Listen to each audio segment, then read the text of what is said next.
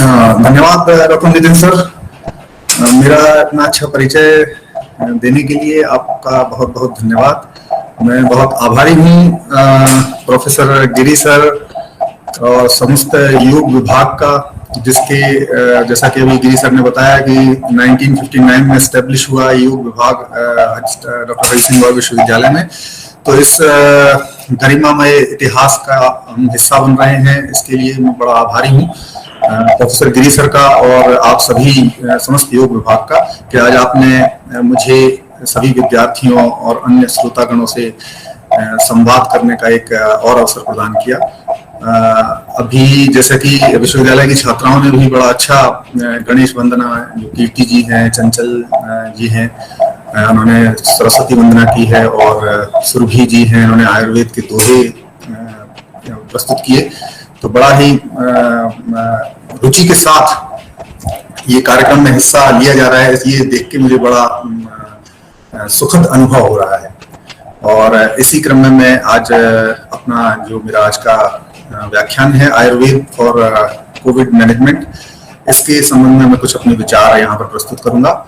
तो जैसा कि आज का जो व्याख्यान माला है स्पेशल गेस्ट लेक्चर सीरीज में, तो उस व्याख्यान के अंतर्गत आयुर्वेद के द्वारा हम कैसे कोविड-19 जो आज का अभी कोरोना काल चल रहा है, इसमें हम कोविड-19 बीमारी से आयुर्वेद के माध्यम से कैसे इससे बच सकते हैं, और अगर बीमारी के बाद हम कैसे उबर सकते हैं इस बीमारी से, इसके बारे में हम कुछ चर्चा करेंगे यहाँ पर। तो स्लाइड प्रेजेंटेशन के लिए मैं ठीक है। तो सबसे पहले हम आयुर्वेद की बात करें। अभी हालांकि सुरभि जी ने भी आयुर्वेद के बारे में कुछ संक्षेप में समीक्षा की, जो कि बहुत ही सुन के आश्चर्य हुआ कि आप लोगों को आयुर्वेद के बारे में इतना अच्छा ज्ञान है। तो इसी क्रम में मैं भी अपनी कुछ बातें आपके साथ साझा करना चाहूंगा कि व्हाट इज आयुर्वेदा, आयुर्वेद क्या है। तो जैसा कि इसके नाम से ही स्पष्ट है, आयु प्लस वेदा। तो आयुर्वेदा इज डिराइव्ड फ्रॉम आयु, जिसका मतलब होता है कि long life, and Veda that means knowledge. तो एक लंबे जीवन या एक दीर्घायु के लिए का जो ज्ञान है, वो हम आयुर्वेद के माध्यम से प्राप्त कर पाते हैं। इसका अर्थ ये है कि एक जीवन का विज्ञान है Ayurveda. Ayurveda is the knowledge system of healthy and happy life. एक स्वस्थ जीवन के साथ में एक सुखी जीवन, प्रसन्न जीवन कैसे जिया जा सकता है, ये आयुर्वेद हमें सिखाता है। तो इसके लिए देखिए, आप इलनेस से जब हम आयुर्वेद में बताए हुए नियमों और सिद्धांतों का पालन करते हैं, जैसा कि अभी सुरभि जी ने भी काफी अच्छे दोहों के माध्यम से बताया कि उन नियमों का अगर आप पालन करेंगे तो इलनेस, आपके शरीर में अगर कोई व्याधि होगी तो इलनेस से हमारा जो शरीर है या हमारा जो जीवन है वो वेलनेस की तरफ जाएगा। वेलनेस क्या है? वेलनेस है state of being in good health. तो अगर जो हम बीमारी की अवस्था से एक स्वस्थ शरीर की अवस्था में जाएंगे तो वो वेलनेस, ये आयुर्वेद के सिद्धांतों का पालन करने से ही हो पाएगा कि इलनेस से आप वेलनेस की तरफ जाएंगे, और वेलनेस से फिर आप हैप्पीनेस की स्टेट में जाएंगे, एक ब्लिसफुल स्टेट जो होता है, जिसे हम मन और आत्मा की स्वास्थ्य की बात करते हैं, या जो स्वास्थ्य WHO ने स्वास्थ्य की परिभाषा दी है वर्ल्ड हेल्थ ऑर्गेनाइजेशन ने, कि health is a state of complete physical, mental, social and spiritual wellbeing. तो ये जो सारे एस्पेक्ट्स हैं एक समग्र स्वास्थ्य को लेके, एक तो शब्द होता है स्वास्थ्य और दूसरा होता है समग्र स्वास्थ्य। स्वास्थ्य को अगर हम सिर्फ फिजिकल एंटिटी के रूप में देखें कि हम शारीरिक रूप से स्वस्थ हैं, लेकिन समग्र स्वास्थ्य जो है उसमें ये सारी आयाम शामिल हो जाते हैं, जिसमें कि physical, mental, social and spiritual. तो इन सारी जो ये वेलबींग जब होती है इन सारे आयामों की, तब हम उसको एक समग्र स्वास्थ्य के रूप में समझ सकते हैं। Next please, next slide. देखिए, ये स्लाइड आपको दिखा रही है कि आयुर्वेद जो विषय है, इसकी जड़ें जो है वो कहीं गहरी पब्लिक हेल्थ और कम्युनिटी हेल्थ में फैली हुई है। मतलब ऊपर जो वृक्ष आपको दिखाई दे रहा है, ये एक व्यक्ति के स्वास्थ्य से संबंधित है, लेकिन इसकी जो जड़ें हैं वो कहीं ना कहीं कम्युनिटी और पब्लिक हेल्थ से जुड़ी हुई है। क्योंकि जैसा कि आयुर्वेद की जो परिभाषा है, हिताहितम सुखम दुखम आयुतस्य हिताहितम मानव च यत्रोक्तम आयुर्वेद स उच्यते। इसमें 4 प्रकार की आयुओं का वर्णन है। जिस शास्त्र के अंतर्गत 4 प्रकार की आयुओं का वर्णन है उसे आयुर्वेद कहा गया है। ये 4 प्रकार की आयुएं हैं। आयु कौन कौन सी है? हितायु, अहितायु, सुखायु और दुखायु। तो जो हितायु और अहितायु है, ये है होलसम एंड अनहोलसम जो स्टेट है, मतलब अगर हम यहाँ पर जो हितायु और अहितायु में मनुष्य को एक सोशल ऑर्गेनिज्म के रूप में यहाँ पर कल्पना करते हैं at a community level, social organism at a community level. मनुष्य एक सोसाइटी में मनुष्य का क्या स्थान है, उस रूप में हम हितायु और अहितायु का यहाँ पर वर्णन किया गया है। तो जैसे कि कम्युनिटी हेल्थ, आज जो हम कोरोना काल देख रहे हैं, इसमें हम व्यक्तिगत स्वास्थ्य से ज्यादा एक कम्युनिटी के स्वास्थ्य की हमें चिंता है। इसीलिए ये टीकाकरण का एक विशाल अभियान पूरे विश्व में चलाया जा रहा है कि टीकाकरण के माध्यम से हम कैसे भी करके इस कोरोना वायरस से बच सकें। तो इसके लिए इसके पीछे का जो इतिहास है आयुर्वेद में काफी विस्तृत है कि कम्युनिटी हेल्थ को लेके हमारा देश या हमारा जो चिकित्सा तंत्र था वो काफी पहले से बहुत अधिक सजग था कि कम्युनिटी हेल्थ, अगर हमारी जो कम्युनिटी या हमारा समुदाय स्वस्थ रहेगा तो हम स्वस्थ रहेंगे अल्टीमेटली। तो पहले हमने विश्व की स्वास्थ्य की परिकल्पना की, इसके बाद हमने व्यक्तिगत स्वास्थ्य के बारे में बात की, जिसमें कि सुखायु, जैसे कि हम प्लेजर और जॉय वाली स्टेट के रूप में शरीर की जो प्लेजर या जॉय की स्थिति जो शरीर की है उसके रूप में कल्पना की है। और दुखायु का अर्थ होता है पेन या सफरिंग, जो लाइफ में जो पेन होती है और सफरिंग होती है। तो इन चारों प्रकार की आयुओं का जहां पर वर्णन किया गया है उस शास्त्र को आयुर्वेद कहा गया है। Potential to meet health and wellness for all, तो आयुर्वेद में ये पोटेंशियल है कि ये संपूर्ण समुदाय को हेल्थ और वेलनेस प्रदान कर सके। हेल्थ और वेलनेस मतलब शारीरिक स्वास्थ्य और मानसिक स्वास्थ्य, आध्यात्मिक स्वास्थ्य प्रदान कर सके। तो ये आयुर्वेद की विशेषता है और ये आयुर्वेद की परिभाषा से स्वयं स्पष्ट है कि किस प्रकार से इसकी जड़ें हमारी कम्युनिटी और हमारी पब्लिक हेल्थ, समुदाय के स्वास्थ्य से जुड़ी हुई है। अगर हम आयुर्वेद के सिद्धांतों का शुरू से ही पालन करें तो हमारा समुदाय स्वस्थ रहेगा और अल्टीमेटली हम स्वस्थ रहेंगे। आज हमें चिंता रहती है कि हमारा कहीं पड़ोसी कोरोना पीड़ित ना हो जाए, कि कहीं अगर वो पीड़ित होगा तो हो सकता है धीरे धीरे इन्फेक्शन हमारे अंदर भी आ जाए या हमारे परिवार में कोई इन्फेक्टेड ना हो जाए, हमें इसकी बड़ी चिंता रहती है। तो हम सभी को आज सुझाव दे रहे हैं कि भाई वैक्सीन लगवाएं, मास्क पहने, सोशल डिस्टेंसिंग रखें, हैंड सैनिटाइजेशन करें। तो इन सब चीजों का हम इसीलिए सभी में संदेश भेज रहे हैं क्योंकि हमें ये चिंता है कि अगर हमारी कम्युनिटी जो है वो अगर किसी कोरोना पीड़ित हो जाती है तो कहीं ना कहीं हम भी उससे पीड़ित होने की हमें संभावना बनी रहेगी। तो हम पहले विश्व के स्वास्थ्य की चिंता कर रहे हैं, फिर हमारी उससे जुड़ा हुआ हमारा व्यक्तिगत स्वास्थ्य है। Next slide please.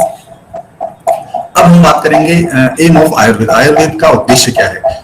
अभी दोहों के माध्यम से भी आपको बताया गया है कि स्वस्थ स्वास्थ्य रक्षणम आतुरस्य विकार प्रशमनम च, तो स्वस्थ व्यक्ति के स्वास्थ्य की रक्षा करना और जो रोगी व्यक्ति है उसको जो रोग है उसका प्रशमन करना, to protect the healthy and cure the sick, ये आयुर्वेद का उद्देश्य है।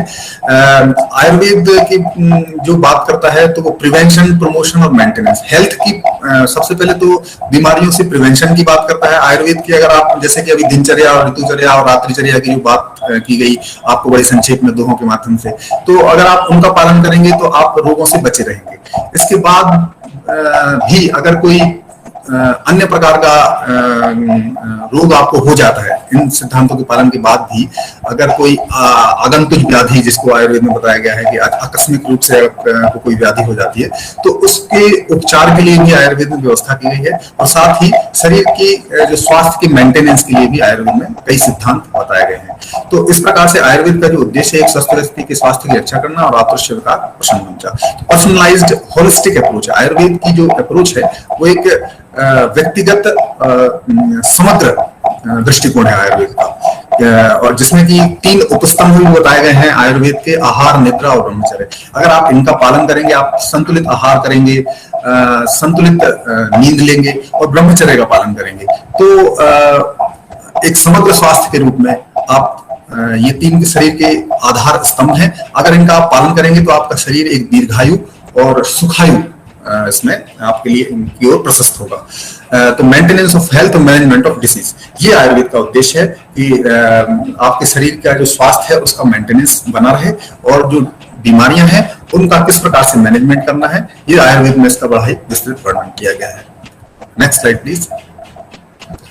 अब हम बात करेंगे स्ट्रेंथ्स ऑफ आयुर्वेद। आयुर्वेद की क्या स्ट्रेंथ है? देखिए, आज हम वर्तमान परिप्रेक्ष्य में अगर हम इसको देखें तो प्रिवेंशन, ट्रीटमेंट एंड रेस्टोरेशन, ये आयुर्वेद ने हमें हजारों साल से ये बताता आ रहा है कि कैसे हमें रोगों से अपना बचाव रखना है, अगर रोग हो जाए तो उसका किस प्रकार से उपचार किया जाना है और शरीर को एक समावस्था में बनाए रखना है। और इसके अलावा ये इसके आपको कुछ क्वालिटीज आयुर्वेद की साथ में दी गई हैं। ये सबसे पहले जैसे कि टाइम टेस्टेड है, हजारों साल से लोग इसको अपनाते हुए स्वस्थ जीवन जी रहे हैं, तो एक बड़ी ही टाइम टेस्टेड पैथी है आयुर्वेद की। दूसरा है कॉस्ट इफेक्टिव, काफी किफायती है आयुर्वेद की, जो क्योंकि हमारा देश जो है अगर हम देखें तो विकासशील देश है, और यहाँ पर जो दवाइयां हैं या उपचार है, तो हमारे देश में कई लोग ऐसे हैं जो उपचार के लिए जो खर्च है उसको वहन नहीं कर पाते हैं। तो इसके लिए आयुर्वेद जो है एक बड़ा ही कॉस्ट इफेक्टिव किफायती एक साधन है स्वास्थ्य को की दृष्टि से देखते हुए। अभी हम देख रहे हैं कि सोशल मीडिया या मीडिया में भी काफी बहस का मुद्दा या वाद विवाद का मुद्दा बना हुआ है, आयुर्वेद श्रेष्ठ है या एलोपैथी श्रेष्ठ है।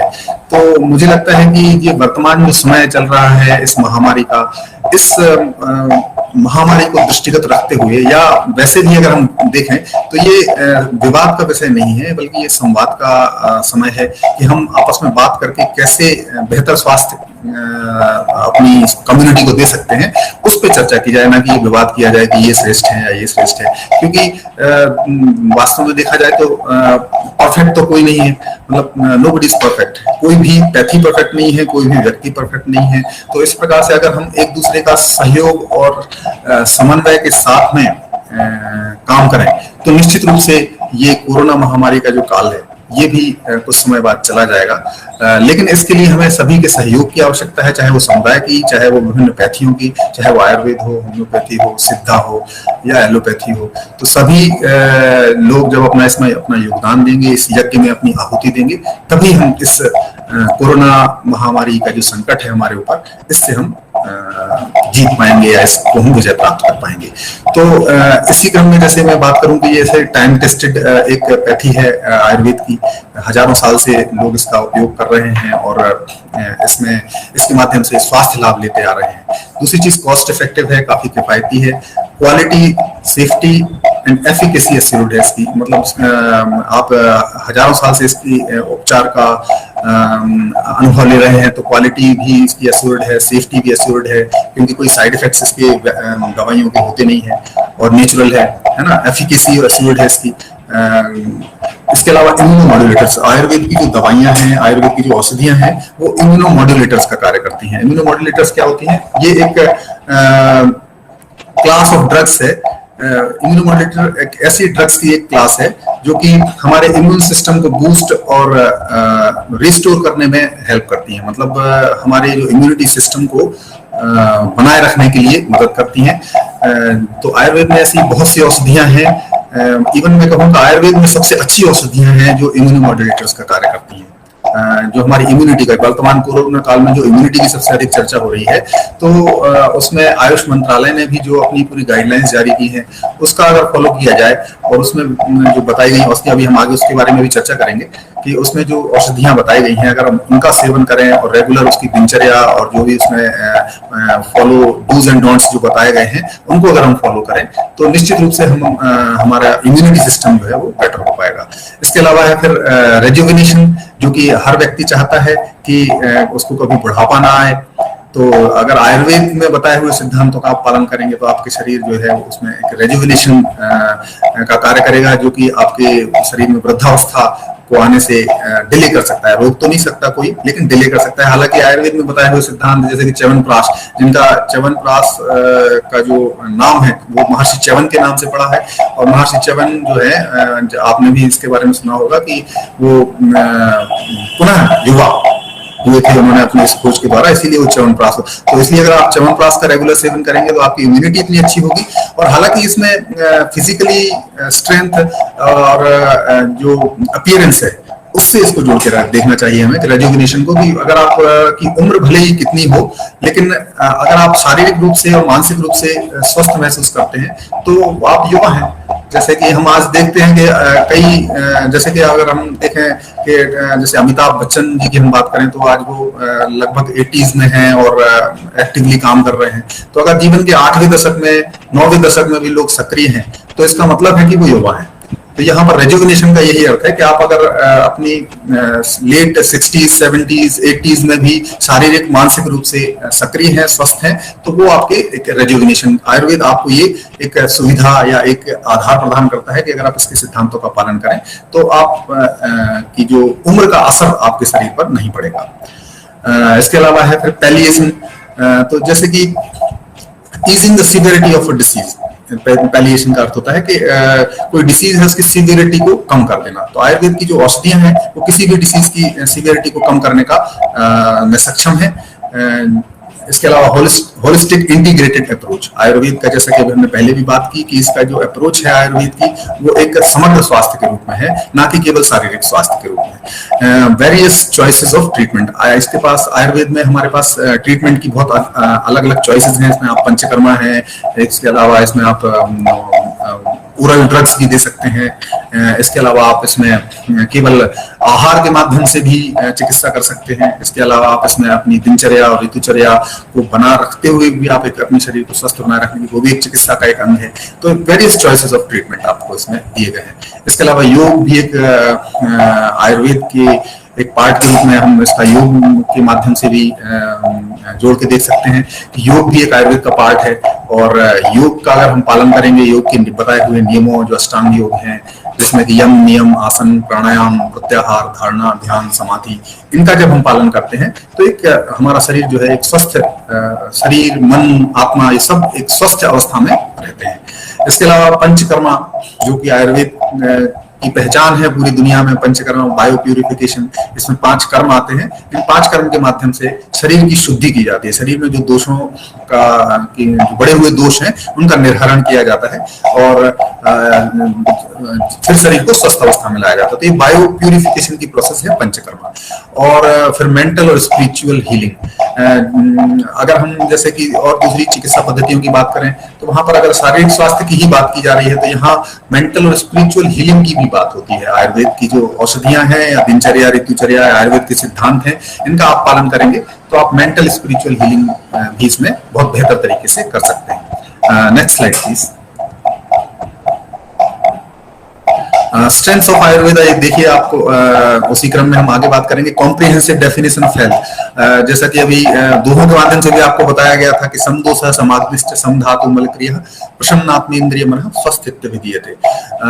शरीर के दोष धातु मल की समावस्था हो, आपकी इंद्रियां प्रसन्न हो, आपकी आत्मा प्रसन्न हो, ये अवस्था जो है एक स्वस्थ व्यक्ति की बताई गई है आयुर्वेद की परिभाषा के अनुसार। तो आयुर्वेद का जो स्वास्थ्य को लेकर जो दृष्टिकोण है वो काफी कॉम्प्रिहेंसिव है, बहुत विस्तृत दृष्टिकोण है आयुर्वेद का स्वास्थ्य को लेकर। एक्सेप्टेंस बाय द कम्युनिटी, हमारी कम्युनिटी काफी पहले से एक्सेप्ट करती आई हुई है आयुर्वेद के सिद्धांतों को और इसी की वजह से हमारे यहाँ के जो लोग हैं वो इतना स्वस्थ जीवन जीते आए हैं आयुर्वेद के कारण। Emphasis on promotion of health and prevention of disease, जैसा कि आयुर्वेद का उद्देश्य ही बताया गया है कि स्वस्थ से स्वास्थ्य रक्षणम आतुरस्य विकार प्रशमनम च, तो promotion of health and prevention of disease. Prevention is better than cure. Ayurveda शुरू से इस सिद्धांत का पालन करता आ रहा है कि आप बीमारी होने ही ना दें, आप इस तरीके की दिनचर्या और ऋतुचर्या रखें कि आपको शरीर में कोई बीमारी हो ही ना पाए। तो इसको एम्फेसिस किया गया है आयुर्वेद के सिद्धांतों के में। Importance of diet and lifestyle, इसका बड़ा महत्व बताया गया है कि आप कैसा भोजन करें, आपकी प्रकृति के अनुसार आप क्या भोजन करें। भोजन के लिए को लेकर आहार को लेकर आयुर्वेद में काफी विस्तृत वर्णन किया गया है। इसके अलावा आपकी लाइफस्टाइल कैसे होना चाहिए, आपको आपकी दिनचर्या कैसी होनी चाहिए, आपकी रात्रिचर्या कैसी होना चाहिए, आपकी ऋतुचर्या कैसी होनी चाहिए, इन सबका बहुत डिटेल में यहाँ पर डिस्कशन किया गया है। इनके सिद्धांतों का पालन करेंगे आप तो निश्चित रूप से आप एक स्वस्थ जीवन जी पाएंगे, आपकी इम्यूनिटी बेहतर हो पाएगी। Holistic concept of health, health को लेके एक बड़ा ही होलिस्टिक कॉन्सेप्ट आयुर्वेद में बताया गया है। एक बहुआयामी स्वास्थ्य को लेके एक बहुआयामी परिभाषा दी गई है आयुर्वेद में। इंडिविजुअलाइज्ड अप्रोच, और फिर जहां इतनी विस्तृत परिभाषा दी गई है उसी दूसरी ओर एक इंडिविजुअलाइज्ड अप्रोच भी है स्वास्थ्य को लेके कि हर व्यक्ति एक अलग व्यक्ति है। यहाँ पर उस ये दृष्टिकोण के साथ चिकित्सा की जाती है, प्रकृति के रूप में चिकित्सा की जाती है, प्रकृति आधारित चिकित्सा की जाती है, वातज प्रकृति, पित्तज प्रकृति, कफज प्रकृति, तो इन प्रकृति के हिसाब से ही इसमें चिकित्सा की जाती है। हर व्यक्ति विशेष को एक अलग इंडिविजुअल मानते हुए उसको अलग चिकित्सा उसकी की जाती है। जैसे कि अगर हम एलोपैथी की बात करें तो यहाँ पे अगर आपको सर्दी जुकाम है तो आपने एक सेटिजिन ले ली, या फिर बुखार है तो एक पैरासिटामोल ले लिया, तो यहाँ पर सभी व्यक्तियों के लिए एक सी चिकित्सा बताई गई है। लेकिन आयुर्वेद में व्यक्ति विशेष को एक अलग इंडिविजुअल मानते हुए उसकी चिकित्सा का सिद्धांत बताया गया है। यूनिवर्सल अप्रोच, जैसा कि हमने आपको भी बताया कि हितायु अहितायु के रूप में ये पहले सामुदायिक स्वास्थ्य की बात की गई है, इसलिए इसकी अप्रोच जो है यूनिवर्सल है। पूरे विश्व के स्वास्थ्य की यहाँ पर चिंता की गई है, चर्चा की गई है और उसके बारे में बताया गया है। Stress on public health and Eugenix, public health पर ज्यादा स्ट्रेस शुरू से ही दिया गया है आयुर्वेद में और हजारों साल पहले से दिया जा रहा है। इसके अलावा यूजेनिक्स, जो कि आज अगर हम देखें कि ये यूजेनिक्स जो है जेनेटिक्स की एक ब्रांच है और इसके अंतर्गत जो है improve the genetic quality of human population, जो मानव जनसंख्या है इसकी जेनेटिक क्वालिटी को कैसे इंप्रूव किया जाए, इसका अध्ययन किया जाता है यूजेनिक्स के अंतर्गत।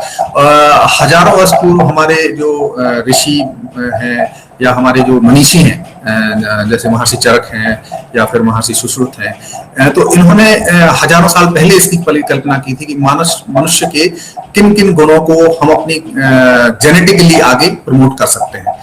जो अच्छे गुण हैं उनको प्रमोट किया जाए और जो बुरे गुण हैं या जो जेनेटिक बीमारियां हैं, जैसे आजकल हम बात करते हैं हीमोफीलिया है या और दूसरी जो जेनेटिक बीमारी जैसे डाउन सिंड्रोम है, तो इनके लिए आजकल हम बोलते हैं कि पहले आप अपनी जेनेटिक एक काउंसलिंग करा लें। तो जेनेटिक काउंसलिंग का क्या अर्थ होता है कि आप फिर आपको देखना पड़ता है कि आपको शादी के पहले ही आपकी जो एक काउंसलिंग की जाती है कि आपको पूरी जेनेटिक आपका स्टडी की जाती है, उसके बाद आपको सलाह दी जाती है कि आगे आपको कैसे संततियों को उत्पन्न करना है। तो ये इसके लिए आयुर्वेद में हजारों वर्ष पहले से ही इस पर स्ट्रेस दिया गया है कि आप बेहतर मनुष्य कैसे बन सकते हैं, मनुष्य किन गुणों को आगे अपनी संततियों में उभारा जाए, उसके लिए इसकी परिकल्पना हजारों वर्ष पूर्व आयुर्वेद में की जा चुकी है। Use of natural products, Ayurveda में जो भी प्रोडक्ट्स हैं वो सारे नेचुरल हैं, उनके कोई वो हार्मलेस हैं, उनसे कोई साइड इफेक्ट्स नहीं होते हैं। तो इसलिए ये एक बहुत बड़ी स्ट्रेंथ है आयुर्वेद की, use of natural products. Multiple areas of clinical strength, Ayurveda के जो क्लिनिकल स्ट्रेंथ के लिए एरियाज भी अभी अष्टांग आयुर्वेद के अंतर्गत हम अब आगे भी चर्चा करेंगे इसके बारे में कि इसकी अलग अलग विशेषज्ञता के क्षेत्र में दखलंदाजी है आयुर्वेद की, तो उसमें हम कैसे आगे चर्चा करेंगे। यूनिक थेरेपेटिक अप्रोच है, हर व्यक्ति के लिए थेरेपेटिक अप्रोच अलग अलग है यहाँ पर। और इन सिद्धांतों के साथ में आयुर्वेद में प्रिवेंटिव, प्रमोटिव, प्रिडिक्टिव, पार्टिसिपेटरी और क्यूरेटिव अप्रोच है हेल्थ को लेके। तो ये हमारे आयुर्वेद की स्ट्रेंथ है। Next slide please. ये देखिए अष्टांग आयुर्वेद की जो हम बात करें, जैसे योग के 8 अंग हैं, यम, नियम, आसन, प्राणायाम, प्रत्याहार, धारणा, ध्यान, समाधि।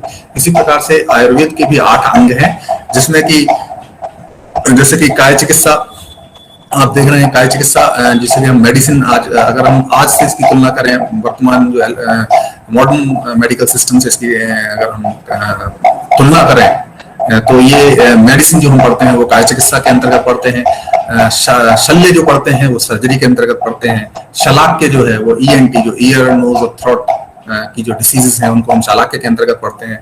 इसके अलावा अगत तंत्र जो कि टॉक्सिकोलॉजी है या विष विज्ञान का अध्ययन जो हम करते हैं, या जो फॉरेंसिक मेडिसिन का भी जो हम अध्ययन कर रहे हैं, वो अगत तंत्र के अंतर्गत आयुर्वेद में हजारों वर्ष पहले से किया जा रहा है। पीडियाट्रिक्स और जो गायनेकोलॉजिस्ट ऑब्स्टेट्रिक एंड गायनेकोलॉजी है, इसको हम कौमार भृत्य के अंतर्गत पढ़ते हैं। स्त्री प्रसूति रोगों का भी यहाँ पर विशेष मतलब इसको एम्फेसिस किया गया है और उसकी विशेष अध्ययन किया गया है आयुर्वेद के माध्यम से कौमार भृत्य के अंतर्गत। इसके अलावा भूत विद्या जिसे माइक्रोबायोलॉजी के अंतर्गत हम समझ सकते हैं, और रसायन है जो रेजुविनेशन थेरेपी है कि कैसे हम हमेशा युवा, चिर युवा बने रहें, उसके लिए बहुत डिटेल बताया गया है। आयुर्वेद की जो रसायन औषधियां हैं ये पूरी विश्व प्रसिद्ध हैं, और इम्यूनोमॉड्यूलेटर्स जो कि हम अभी चर्चा की थी उसके रूप में ये कार्य करती हैं।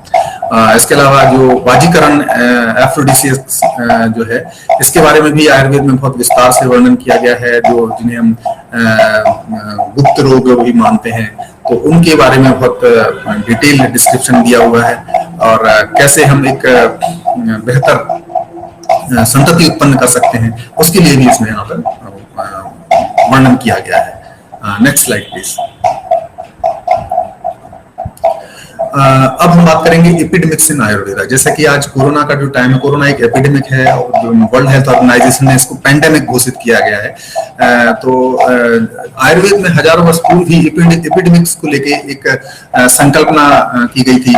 मतलब सडन स्प्रेड ऑफ डिसीज, कोई भी डिसीज अगर अचानक से फैल जाए एक लार्जर पॉपुलेशन में, तो उसको हम एपिडेमिक्स मानते हैं। इन शॉर्ट टाइम, मतलब एक शॉर्ट टाइम में अगर कोई डिसीज एक लार्ज पॉपुलेशन में पहुंच जाए तो उसे हम एपिडेमिक्स कहते हैं। आयुर्वेद में इसको लेके काफी पहले एक विचार रखा गया था, जिसे जनपदोध्वंस के रूप में बताया गया था। जनपद जैसे हम अगर हम इसके शब्द के अर्थ के रूप में समझें, जनपद में विध्वंस करने वाला, जनपद का अर्थ होता है पूरी कम्युनिटी या पूरी समुदाय। तो इसमें अगर कोई अचानक से कोई बीमारी फैल जाए तो उसे जनपदोध्वंस के रूप में वर्णन किया गया है। और ये जनपदोध्वंस होता किस माध्यम से है, तो यहाँ पर आयुर्वेद में जनपदोध्वंस के लिए ये 4 जो है कारक माने गए हैं, जिसमें कि वायु, जल, देश और काल। इनके दूषित हो जाने के कारण ही जनपदोध्वंस होता है। ऐसा आयुर्वेद में माना गया है कि अगर आपकी वायु दूषित हो जाए, आपका जल दूषित, जो जिस जल का आप सेवन कर रहे हैं वो दूषित हो जाए, अगर वायु दूषित हो जाएगी तो ऑब्वियसली सारी कम्युनिटी ही उससे प्रभावित हो जाएगी और रोग से ग्रसित हो जाएगी। हमारा जल अगर दूषित हो जाएगा, जिसको हम रोज सेवन कर रहे हैं, तो हमारी पूरी कम्युनिटी उससे प्रभावित हो सकती है। जिस देश में हम रह रहे हैं वहां अगर कोई दूषित हो जाए वो, तो उससे भी हमारी पूरी कम्युनिटी अफेक्टेड होगी। और काल का अर्थ होता है समय। तो अगर तो इन चारों ये जो कारक हैं, ये एक एपिडेमिक्स के लिए रिस्पॉन्सिबल हैं, जनपदोध्वंस के लिए रिस्पॉन्सिबल हैं। तो इनकी शुद्धि के लिए आयुर्वेद में बात की गई है कि अगर जनपदोध्वंस हो जाए तो ऐसा उसमें बताया गया है कि उस क्षेत्र को, उस देश को छोड़ के कहीं दूसरी जगह जाना चाहिए, ऐसा उसमें बताया गया है। इसके अलावा औपसर्गिक रोगों का भी आयुर्वेद में बहुत सुश्रुत संहिता में वर्णन किया गया है कि प्रसंगात गात्र संस्पर्शानि निश्वास सह भोजनात् सहसयासनाच्चापि वस्त्र माल्यानु से लेपनात्। तो कैसे ये जो कंटेजियस डिसीजेस हैं कैसे होती है, इसके बारे में भी हजारों वर्ष पूर्व आयुर्वेद में भी इसकी कल्पना की गई थी कि आप जो सेक्सुअल ट्रांसमिटेड डिसीज हैं, इसके अलावा जो आज हम हाथ मिलाने की जगह पर नमस्ते करने की बात कर रहे हैं, हमारी भारतीय संस्कृति का जो परिचायक है नमस्ते, जो पहले जो हाथ मिलाना आधुनिकता का जो सूचक माना जाता था, तो उसकी जगह पर आज हम नमस्ते क्यों कर रहे हैं? क्योंकि गात्र संस्पर्श, मतलब आप एक दूसरे के अंग को स्पर्श ना करें किसी को, क्योंकि ये जो है ये पहले से हमारे जो मनीषी हैं, आयुर्वेद के जो विशेषज्ञ हैं, उन्होंने ये पहले ही एक चीज समझ ली थी कि अगर हम कोई भी विषाणु है वो हाथ के स्पर्श से या एक दूसरे के स्पर्श से भी वो फैल सकता है। इसके अलावा निश्वास, आपकी श्वास के माध्यम से भी कोई बीमारी फैल सकती है। ये देखिए आज कोरोना आपकी श्वास के माध्यम से ही फैल रही है, तो इसकी भी वहां पर चर्चा की जा चुकी है कि प्रसंगात मतलब सेक्सुअल ट्रांसमिटेड डिसीज, इसके अलावा स्पर्श के माध्यम से फैलने वाली बीमारियां, निश्वास मतलब आपकी श्वास के माध्यम से फैलने वाली बीमारियां, सह भोजनात् एक साथ भोजन करने से भी बीमारियां एक दूसरे में फैल सकती हैं। इसके अलावा सहसयासनाच्चापि एक ही सैया पर शयन करने से और एक दूसरे के वस्त्रों का प्रयोग करने से। आज भी हम जैसे कोई कंटेजियस बीमारी किसी को होती है, जैसे सपोज छोटी बीमारी स्कैबीज ही किसी को हो जाती है, तो जब वो अस्पताल में आता है मरीज, तो उसको हम उसको सलाह देते हैं, एडवाइस दी जाती है कि आपके वस्त्र कोई दूसरा उपयोग ना करे, आप किसी और के वस्त्रों का प्रयोग ना करें।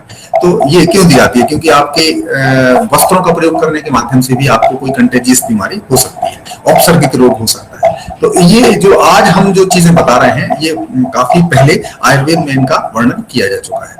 Next slide please. अब आयुर्वेद में अनुक्त व्याधि का भी वर्णन किया गया है। उस समय भी जो हमारे आयुर्वेद के विशेषज्ञ मुनि या आचार्य हैं या आयुर्वेद के जो चिकित्सक रहे हैं, उन्होंने इस चीज को समझ लिया था कि कई बीमारियां ऐसी हो सकती हैं जिनका हम कोई विशेष नाम नहीं दे सकते, लेकिन उसका अध्ययन पहले भी किया जा चुका है। तो आज जो हम कोरोना महामारी का जो समय चल रहा है, इसको भी हम एक, ये अनुक्त व्याधि है, एक अनुक्त व्याधि का अर्थ मतलब नई बीमारी है, जिसके बारे में पहले कोई बहुत ज्यादा अध्ययन नहीं किया जा पाया है। इसीलिए आज आप देखते हैं कि इसकी गाइडलाइंस भी हर 15 दिन में या एक हफ्ते में बदल जाती हैं। कभी अभी भी इस पर रिसर्च लगातार चल रहा है, क्योंकि कि इसका इलाज कैसे किया जाए। शुरू में बताया गया कि आप हाइड्रोक्लोरोक्विन खाएं, या फिर आप जो शुरू में जो औषधियां बताई गई, बाद में उनको बोला कि WHO ने ही उसको बोला कि अभी इसमें रिसर्च के बाद आपको ये औषधियां नहीं देंगे बल्कि दूसरी औषधियां देनी है। तो ये लगातार रिसर्च का विषय अभी चल रहा है। वैक्सीन के माध्यम से भी लगातार रिसर्च इसमें भी चल रहा है। जैसा कि अभी आप सभी देख रहे होंगे, कोविशील्ड के लिए शुरू में केवल हमने एक हफ्ते का गैप रखा था कि 2 डोज के बीच में, कि पहला डोज के बाद 28 दिन के बाद आपको दूसरा डोज लगवाना था। बाद में नई गाइडलाइन आई भारत सरकार की या WHO की नई गाइडलाइन आई कि इसको हमें 12 से अब मतलब 42 से 56 दिन के बाद लगवाना है हमें सेकंड डोज। और इसके बाद अभी लेटेस्ट गाइडलाइन आई है कि अब 12 से 16 हफ्ते के बीच में आपको के बाद आपको लगवाना है। तो इसके में भी लगातार रिसर्च चल रहा है। अभी भी इसके बारे में पूरा जो ज्ञान है वो नहीं है, क्योंकि ये वायरस नया है, इसीलिए इसको बोलते हैं नोवल। नोवल का अर्थ होता है नया, नोवल कोरोना वायरस। तो आयुर्वेद में हजारों वर्ष पूर्व इस प्रकार की परिस्थितियों की कल्पना की जा चुकी है कि ऐसी व्याधियां जिनके बारे में हम भविष्य में हो सकता है कि हम उसका कोई नाम पहले से नहीं दे सकते, लेकिन उसके लक्षण इस प्रकार के होंगे और हमें उसके साथ इस प्रकार की चिकित्सा की जा सकती है। तो इसके वर्णन आयुर्वेद में बहुत पहले किया जा चुका है, जैसे कि डेंगू, चिकनगुनिया, जीका वायरस है ना, सार्स है, कोविड, ये न्यूली डिस्कवर्ड वायरल डिसीजेस हैं और इन पर लगातार रिसर्च हुई और इसके बाद फिर इनकी वैक्सीन बनी और अब जाके इसका उपचार किया जा रहा है। तो इसके बारे में भी आयुर्वेद में काफी पहले कहा जा चुका है। Next slide please. 4 folds of health care management, जो चिकित्सा चतुष्पाद के रूप में आयुर्वेद में बताए गए हैं कि जो एक चिकित्सा है उसके 4 स्तंभ है। जैसे हमने शरीर के 3 उपस्तंभ बताए थे, आहार, निद्रा और ब्रह्मचर्य, उसी प्रकार से जो चिकित्सा है वो 4 स्तंभ पर टिकी हुई है। सबसे पहला उसमें स्तंभ है फिजिशियन या चिकित्सक। दूसरा जो उसमें है वो है मेडिसिन या जो औषधियां आप प्रयोग कर रहे हैं। तीसरा स्तंभ है या तीसरा पाद है उसका वो है पेशेंट, और चौथा है नर्सिंग स्टाफ। तो ये इन 4 स्तंभों से मिलके पूरा हमारा चिकित्सा तंत्र बना हुआ है। और आज भी हम देख रहे हैं कि इन चारों सिस्टम्स का ही यूज हो रहा है एक पूरे मेडिकल हेल्थ केयर सिस्टम में, कि उसमें डॉक्टर होते हैं, आपके नर्सिंग स्टाफ होता है, आपकी मेडिसिन होती हैं और पेशेंट्स होते हैं। यही आपको एक हॉस्पिटल में दिखाई देते हैं। तो my health is my own responsibility, ये 4 फोल्ड्स जो है health care system management system के, ये आयुर्वेद में चिकित्सा चतुष्पाद के रूप में वर्णित है। Next slide please. Next slide please. अब हम बात करेंगे कोविड-19 के बारे में। एक शॉर्ट एक ब्रीफ में इसके बारे में जानेंगे कि कोविड-19 क्या होता है। Corona virus are a large family of viruses. Corona virus जिसको हम बोलते हैं, ये एक वायरसेस की एक बहुत बड़ी फैमिली है जिसमें अलग अलग प्रकार के वायरस हैं। जिसलिए आपने देखा होगा कि इसके स्ट्रेन भी चेंज होते रहते हैं, ब्राजीलियन, यूके, ऐसे। तो इसमें एक बड़ी फैमिली है, large family of viruses that cause illness ranging from the common cold to more severe disease. मतलब आपने देखा होगा कि कई लोगों को कोरोना होता है और उसके बाद वो जल्दी ठीक हो जाते हैं, सर्दी जुकाम के ही लक्षण रहते हैं। कई लोगों को बिल्कुल भी लक्षण नहीं होते हैं और कई लोगों में इसके लक्षण इतने घातक होते हैं कि उसकी मृत्यु हो जाती है, उसकी जान चली जाती है, फैटल होता है। तो इसकी जो ये फैमिली जो वायरस की है वो बहुत बड़ी फैमिली है और इसके जो वायरस हैं वो अलग अलग इफेक्ट डालते हैं। कई लोगों को ये केवल कॉमन कोल्ड भी हो सकता है और कई लोगों की उससे जान भी जा सकती है। तो the World Health Organization has announced the कोविड-19 इज अ पेंडेमिक। इसको एक पेंडेमिक के रूप में घोषित किया गया है विश्व स्वास्थ्य संगठन के द्वारा। अब इसका हम इंक्यूबेशन पीरियड की बात करें। इंक्यूबेशन पीरियड क्या होता है? जब वायरस आपके शरीर में प्रवेश करता है उसके बाद से लेके जो प्रथम लक्षण आपके दिखाई देता है, मान लीजिए आपको आज इन्फेक्शन हुआ, वायरस आपके शरीर में आज प्रवेश किया और सपोज आपको 4 दिन बाद पहली बार जुकाम और बुखार आया, तो ये बीच का जो समय है इसको हम इंक्यूबेशन पीरियड कहा जाता है। तो इसका जो कोरोना वायरस कोविड-19 जो वायरस है, इसके लिए जो इंक्यूबेशन पीरियड है वो 2 to 14 डेज है। Onset of symptoms average 5 to 7 days, मतलब 2 से 14 दिन इसका इंक्यूबेशन पीरियड है। लेकिन जो सिम्टम्स हैं या लक्षण जो है वो 5 से 7 दिन के अंतर्गत आ सकते हैं आपको। और acute onset of low to moderate grade continuous fever, इसमें कंटिन्यूस फीवर भी लगातार बना रहता है। वो लो से मॉडरेट फीवर, मतलब बहुत हाई ग्रेड फीवर ना रहेगा तो लो मतलब हल्का बुखार से लेके एक मध्यम बुखार तक आपको इसमें रह सकता है। इसके अलावा इसके और लक्षण क्या हैं, तो जो जैसा कि सभी को पता है कि कफ, डिस्निया, सांस लेने में तकलीफ और खांसी होना, फीवर, माइल्जिया, आपको बुखार आ सकता है। माइल्जिया मतलब आपको बॉडी में दर्द हो सकता है, आपकी मांसपेशियों में दर्द हो सकता है। इसके अलावा हेडेक, आपके सिर में दर्द रह सकता है। सोर थ्रोट, गले में दर्द हो सकता है, सोरनेस हो सकती है। इसके अलावा लॉस ऑफ स्मेल और टेस्ट, कई लोगों को स्मेल नहीं आती उसमें, कई लोगों को स्वाद भी नहीं आता चीजों का। इसके अलावा diarrhoea, abdominal pain and rhinorrhoea, आपकी नाक बहती रहेगी, आपको डायरिया की भी शिकायत हो सकती है ना, और पेट में दर्द भी रह सकता है। तो ये कुछ इसके लक्षण हैं जिसके आधार पर आप समझ सकते हैं कि कोविड का इन्फेक्शन हो रहा है। इसके अलावा कुछ साइंस हैं जैसे कि टैकीपनिया, आप जल्दी जल्दी सांस लेने की कोशिश करेंगे। फिर इसके बाद डिक्रीज्ड ऑक्सीजन सैचुरेशन, इसके बारे में तो आप सभी बहुत ज्यादा चर्चा हो चुकी है, अखबारों में भी और मीडिया, सोशल मीडिया सभी पर बहुत चर्चा हो रही है। डिक्रीज्ड ऑक्सीजन सैचुरेशन, सबको पता चल गया है कि भाई 94 से नीचे का जो ऑक्सीजन सैचुरेशन है वो घातक हो सकता है, या इसलिए डिक्रीज्ड ऑक्सीजन सैचुरेशन इसमें हो जाता है। मल्टीपल ऑर्गन्स में इन्वॉल्वमेंट होते हैं, शरीर के अलग अलग अंगों के इसमें फेलियर भी हो सकते हैं आगे इसकी घातक अवस्था में। तो ये इसके कुछ प्रमुख साइंस एंड सिम्टम्स हैं कोविड-19 के। Next slide please. अब इसके हम मैनेजमेंट प्रिंसिपल्स की बात करेंगे। Preventing the virus entering to the our cells, सबसे पहला इसका मैनेजमेंट हम क्या कर सकते हैं कि वायरस को अपनी शरीर की कोशिकाओं में प्रवेश करने से रोकें। और इसके लिए क्या उपाय बताए गए हैं, जो आपको जैसे सोशल डिस्टेंसिंग बताई गई है या हैंड सैनिटाइजेशन बताया गया है। आयुर्वेद में इसके प्रोफाइलेक्टिक मेजर्स भी दिए हुए हैं, आगे हम इसकी चर्चा भी करेंगे। आयुर्वेद में इसके भी जो क्या प्रोफाइलेक्टिक मेजर्स हैं इसकी हम चर्चा करेंगे आगे।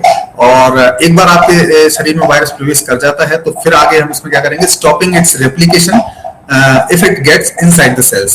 अगर आपके शरीर में प्रवेश कर जाता है तो उसके रेप्लिकेशन को हम कैसे रोक सकते हैं, इसके लिए जो सिम्टोमेटिक आयुर्वेद मैनेजमेंट है इसकी भी हम अभी आगे चर्चा करेंगे। और फिर लास्ट में जब आप एक बार कोरोना वायरस से संक्रमित हो जाते हैं और आपके शरीर में वायरस प्रवेश कर चुका होता है, तब हम फिर reducing the damage that occurs to the our tissues, जो हमारे शरीर को जो नुकसान हो रहा है, हमारे अंगों को या ऊतकों को जो नुकसान हुआ है उसको कैसे हम रोक सकते हैं। तो उसके लिए जो रेस्टोरेशन थ्रू रसायन चिकित्सा के माध्यम से कैसे हम अपने जो ऊतकों का जो क्षति हुई है उसको हम कैसे रिस्टोर कर सकते हैं, इसके लिए आयुर्वेद में व्यवस्था बताई गई है, इसकी भी हम आगे चर्चा करेंगे। Next slide please. ये देखिए प्रोफाइलेक्टिक मेजर्स क्या है आयुर्वेद में। तो आयुर्वेद में जो इम्यूनिटी प्रमोटिंग मेजर्स हैं कि आप च्यवनप्राश रोज खाएं, लगभग 10 ग्राम या 1 चम्मच जो च्यवनप्राश है इसको आप रोज लें इन द मॉर्निंग। फिर इसके बाद ड्रिंक हर्बल टी, आप जो हर्बल टी है उसका सेवन करें, जिसको काढ़ा, जो आयुर्वेदिक काढ़ा है, इसमें आगे क्या क्या कंपोनेंट्स हैं इसके बारे में भी हम चर्चा करेंगे, जैसे कि इसमें काली मिर्च है, दालचीनी है, सौंठ है, मुनक्का है ना। इनको दिन में 2 बार गुड़ के, चाहे अगर स्वाद के अनुसार आप उसमें गुड़ का प्रयोग कर सकते हैं, और इसको दिन में 2 बार आप ले सकते हैं, तो ये आपकी इम्यूनिटी को प्रमोट करेंगे। इसके अलावा गोल्डन मिल्क, जो पिछले 1 साल से काफी प्रचलित है, गोल्डन मिल्क ये शब्द भी काफी प्रचलित हो गया है कि आप एक लगभग 150 से 200 ml दूध में एक चुटकी आप उसमें हल्दी डाल देते हैं तो वो गोल्डन मिल्क होता है। और ये हमारे यहाँ काफी पहले से घरों में माताएं पहले से सलाह देती रही हैं कि हल्दी वाला दूध पिए, तो वो गोल्डन मिल्क है, इसको ये आपकी इम्यूनिटी को बढ़ाने के लिए काम करता है। इसके अलावा फिर जनरल मेजर्स क्या है, आप एक अपने दैनिक जीवन में क्या सावधानियां रख सकते हैं कि drink warm water through out the day. आप हल्का जो गुनगुना पानी है उसको दिन भर पी सकते हैं, वो ठंडे पानी से ज्यादा बेहतर। अभी उन्होंने जो अपने आयुर्वेदिक दोहे हैं उनमें भी बताया है कि सुरभि जी ने कि ड्रिंक वार्म वाटर, मतलब हल्का गुनगुना पानी आप दिन भर पीते रहें। फिर इसके बाद डेली प्रैक्टिस ऑफ योगासन, योगासन जो है उनकी आप रूटीन में प्रैक्टिस करें, रोज प्रैक्टिस करें, प्राणायाम की प्रैक्टिस करें, मेडिटेशन की प्रैक्टिस करें, कम से कम 30 मिनट इनको आप रोज प्रैक्टिस करें। और इसके अलावा फिर स्पाइसेस, जो हमारे घर के मसाले हैं इनका प्रयोग करें, जैसे कि हल्दी है, जीरा है, धनिया है, लहसुन है। इसके बारे में भी उन्होंने दोहों के माध्यम से अभी आपको बताया है। तो इनका आप अपने भोजन में, हालांकि हम पहले से ही प्रयोग करते आ रहे हैं, लेकिन कुकिंग में आप इनको आवश्यक रूप से प्रयोग करें, क्योंकि ये जो मसाले हैं ये एक प्रकार की औषधियां हैं। तो इनका अगर हम समुचित मात्रा में प्रयोग करते रहेंगे, और अगर हम देखें तो हमारे देश में कोरोना की घातकता इसलिए थोड़ी सी कम रही क्योंकि हम हजारों साल से इन मसालों का प्रयोग करते आ रहे हैं। तो हमारी जो वेस्टर्न कंट्रीज हैं वहां पर इन मसालों का उतना प्रयोग नहीं होता है, तो उनकी इम्यूनिटी इतनी अच्छी नहीं है, शायद इस वजह से वहां पर ये बीमारी और ज्यादा घातक हुई। और इसके अलावा फिर enhance your immunity with Ayush क्वाथ। आयुष में आयुष जो हमारा मंत्रालय है, उन्होंने एक डिकॉक्शन की भी बात की वहां पे, और कैसे इसको प्रिपेयर किया जाता है इसके बारे में भी जो आयुष मंत्रालय के द्वारा बताए गए रिकमेंडेड जो मेजर्स हैं इसके बारे में मैं, ये जो प्रोफाइलेक्टिक मेजर्स हैं कोविड-19 के को लेके, उनकी यहाँ पर मैंने आपसे चर्चा की है कि इनको अगर आप प्रयोग करेंगे तो आप कोरोना के संक्रमण से बच सकते हैं। इसके साथ में जैसे सोशल डिस्टेंसिंग और जो हैंड सैनिटाइजेशन, इनका तो आप प्रयोग करें, लेकिन ये जो प्रोफाइलेक्टिक मेजर्स हैं ये आपकी इम्यूनिटी को बढ़ाएंगे। आप कोरोना वायरस आपके शरीर में जल्दी कोई इफेक्ट ना कर पाए, इसके लिए ये जरूरी है कि आप प्रोफाइलेक्टिक मेजर्स अपने बनाए रखें। Next slide please. फिर देखिए yoga practices for mental wellbeing during कोविड-19। अगर आप इन योग की प्रैक्टिसेस करते रहेंगे तो आपका मानसिक स्वास्थ्य जो है वो निश्चित रूप से बेहतर बना रहेगा, जिसमें कि सबसे पहले सूक्ष्म व्यायाम। आप जैसे अपनी सुबह की जो प्रैक्टिस योग की करते हैं तो सूक्ष्म व्यायाम से करते हैं। सूक्ष्म व्यायाम क्या है? एक वार्म अप है, loosening the exercise for all joints. आपके शरीर के सारे जॉइंट्स को वार्म अप करने के लिए सूक्ष्म व्यायाम किए जाते हैं। यहाँ पे आप चित्र के माध्यम से देख भी सकते हैं कि कैसे हमें शरीर के अलग अलग जॉइंट्स के लिए सूक्ष्म व्यायाम करने हैं। तो इसके अलावा फिर सिटिंग पोस्चर्स हैं। सिटिंग पोस्चर्स में आपके जैसे कि पद्मासन है, वज्रासन है और उष्ट्रासन है, तो ये सिटिंग पोस्चर्स हैं। फिर योगासन, सपाइन पोस्चर्स, सीधे लेट के जो योगासन किए जाते हैं उनके लिए उनकी आप रेगुलर प्रैक्टिसेस करें। फिर प्रोन पोजीशन में कौन कौन से आसन किए जाते हैं यहाँ पर आपको देख सकते हैं, जिसमें कि धनुरासन है, मकरासन है, ये सेतुबंधासन है। तो ये आसनों की आप रूटीन में अपनी शरीर की क्षमताओं के अनुसार इनकी प्रैक्टिस करें। शरीर की क्षमताओं के बियॉन्ड जाके आप कोई प्रैक्टिस ना करें। शरीर की आपकी क्षमता धीरे धीरे वो क्षमता आप बढ़ाते रहें, लेकिन उसकी beyond the your physical limits ना जाए कोई भी आसन की प्रैक्टिस करते समय। इसके अलावा फिर जो रिलैक्सिंग पोस्चर्स हैं जैसे कि शवासन है, मकरासन है, ये आपको मेंटली बहुत वेल बीइंग के लिए बहुत जरूरी है कि आप शवासन और मकरासन की प्रैक्टिस करें, खासतौर से अभी कोरोना काल में। अगर आप रूटीन में इसकी प्रैक्टिस करेंगे तो आप मानसिक रूप से दृढ़ रहेंगे, मानसिक रूप से अधिक सक्षम रहेंगे और मानसिक बीमारियां आपको आसानी से नहीं घेर सकेंगी। क्योंकि अभी जो समय चल रहा है ये निश्चित रूप से आगे चल के एक मेंटल एपिडेमिक की ओर भी जा सकता है। और हम अभी जो कोरोना के एपिडेमिक से जूझ रहे हैं, आगे चल के हम हो सकता है कि हमारे जो युवा हैं या अभी क्योंकि काफी टाइम तक लोग घर में बैठे हुए हैं, घर से बाहर नहीं निकल पा रहे हैं, तो ऐसे समय पर मानसिक स्वास्थ्य बहुत जरूरी है कि हम उसको अच्छा बनाए रखें, स्वस्थ बनाए रखें, प्रसन्न चित्त बनाए रखें। तो उसके लिए आप इन आसनों को अगर रूटीन में प्रैक्टिस करेंगे, प्राणायाम, डीप ब्रीदिंग प्रैक्टिसेस करेंगे, मेडिटेशन करेंगे, तो इन ये चीजें आपके मानसिक स्वास्थ्य के लिए बहुत पॉजिटिवली इफेक्ट करेंगी। तो आप इनका रूटीन में प्रैक्टिस करें, ये बहुत जरूरी है आपकी मेंटल वेलबीइंग के लिए। Next slide please. अब इसके अलावा फिर Ayurvedic immunity boosting measures for self care कोविड-19। आप अभी हमने प्रोफाइलेक्टिक मेजर्स देखे थे, अब इम्यूनिटी बूस्टिंग मेजर्स की भी हम चर्चा करेंगे। कि सबसे पहले तो जैसे नस्य, यहाँ पर अणु तेल का नस्य आप रोज रात में, या सरसों का तेल या तिल तेल का भी नस्य कर सकते हैं, जो भी अवेलेबल हो आपके पास। हालांकि अणु तेल का नस्य जो है ये रिकमेंडेड है कि आप रोज रात में 2 बूंद अणु तेल या सरसों के तेल की रात में सोते समय दोनों नॉस्ट्रिल्स में आप डाल सकते हैं। ये आपकी जो नेजल पैसेज है इसको वायरस के अगेंस्ट प्रोटेक्ट रखता है। तो आप नस्य का प्रयोग करें। इसके अलावा गार्गलिंग, जैसा कि आप ल्यूक वार्म वाटर लेते हैं, उसमें थोड़ा सा जो सेलाइन वाटर है उससे आप गार्गल की प्रैक्टिस कर सकते हैं, जिससे कि आपका जो नेजोफेरेंजियल जो पैसेज है वो भी क्लियर रहेगा, जो आपको सोर थ्रोट की प्रॉब्लम है वो नहीं होगी इससे आपको। इसके अलावा स्टीम इनहेलेशन, इसकी बहुत व्यापक रूप से प्रैक्टिस की जा रही है। स्टीम इनहेलेशन कई लोग हैं जो दिन भर भाप लेते जा रहे हैं, लेकिन ये ठीक नहीं है। आप दिन में कम से कम बस 2 बार स्टीम इनहेलेशन करें, आपका नेजल पैसेज क्लियर रहेगा। और आपको सिम्टम्स में, जैसे किसी को जुकाम है तो उसमें भी काफी रिलीफ मिल सकता है इसमें स्टीम इनहेलेशन से। योगा की आप रूटीन में प्रैक्टिस करें, गोल्डन मिल्क आप रेगुलरली लें, और आयुष क्वाथ इसका सेवन करते रहें। तो इन सब चीजों का जब आप रूटीन में आप डेली सेवन करेंगे, डेली इसको प्रैक्टिस करेंगे, तो आपकी जो इम्यूनिटी है वो निश्चित रूप से बढ़ेगी। Next slide please. फिर जो जनरल मेजर्स हैं, जैसे कि drink warm water, hot liquid is considered to be superior to cold liquids. ठंडे जल की तुलना में जो उष्ण जल है वो अधिक बेहतर माना गया है in the management upper respiratory tract infection. जो यूआरआईज होते हैं, जैसे कि सर्दी जुकाम, जो कॉमन कोल्ड्स होते हैं, उनके मैनेजमेंट के लिए उष्ण जल को ठंडे जल से बेहतर माना गया है। अगर हम पूरी दुनिया की बात करें तो जापानीज लोग जो हैं वो, उनमें लॉन्गेविटी जो है सबसे अधिक है। अभी आज की बात करें कि अगर जो लाइफ स्पान की अगर हम बात करें कि अगर भारत देश में एक व्यक्ति की एक औसत आयु आज की डेट में अगर लगभग 60 से 70 साल के बीच में है, तो जापान में वो औसत आयु है 80 से 90 साल के बीच में औसत आयु। उनकी क्यों है? क्योंकि वो उष्णोदक का प्रयोग करते हैं। वहां पर जो रूटीन में लोग ल्यूक वार्म वाटर पीते हैं, सूप का प्रयोग करते हैं। तो अगर आप दिन में ठंडे पानी की जगह अगर उष्णोदक का सेवन करेंगे तो न केवल आपकी अपर रेस्पिरेटरी ट्रैक्ट इन्फेक्शन के लिए ये फायदेमंद रहेगा, बल्कि आपकी लॉन्गेविटी में भी आपको हेल्प करेगा, क्योंकि शरीर की इसके जो शरीर के अलग अलग सिस्टम्स पर इसके बड़े ही पॉजिटिव इफेक्ट हैं। आपका चाहे पाचन तंत्र हो, आपका कार्डियोवैस्कुलर सिस्टम हो, आपका रेस्पिरेटरी सिस्टम, सभी पर इसके बड़े ही पॉजिटिव रिजल्ट्स हैं।